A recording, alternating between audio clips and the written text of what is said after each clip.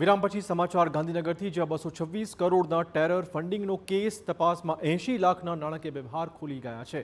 આરોપીઓના વધુ 9 દેશો સાથે ટ્રાન્ઝેક્શન મળી આવ્યા છે. વર્ષ 2016થી 21ના નાણાકીય વ્યવહાર મળી આવ્યા છે. MTSS પેમેન્ટ સિસ્ટમથી વ્યવહાર કરાતા હોવાનો તપાસમાં ખુલાસો થયો. આરોપીઓએ વર્ષ 2021 બાદ ક્રિપ્ટોમાં વ્યવહાર શરૂ કર્યા હતા.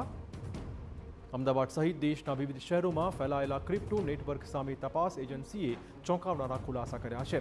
તપાસમાં સામે આવી રહ્યું છે કે આરોપીના ક્રિપ્ટો વોલેટ મારફતે આશરે 226.54 કરોડના વ્યવહારો થયા હતા, જેમાં ડાર્ક વેબ, ડ્રગ્સ કારોબાર, આતંકી સંગઠનને ફંડિંગ અને આંતરરાષ્ટ્રીય ક્રિમિનલ નેટવર્ક સાથે કનેક્શન હોવાના આક્ષેપો છે. તપાસમાં સામે આવ્યું છે કે આરોપીઓએ વર્ષ 2021થી ક્રિપ્ટોમાં વ્યવહાર કરવાનું શરૂ કર્યું હતું. તે પહેલા MTSS પેમેન્ટ સિસ્ટમથી વહીવટ ચલાવતા હતા, ત્યારે પોલીસે આરોપી ટ્રાન્ઝેક્શન્સની વધુ તપાસ હાથ ધરી છે.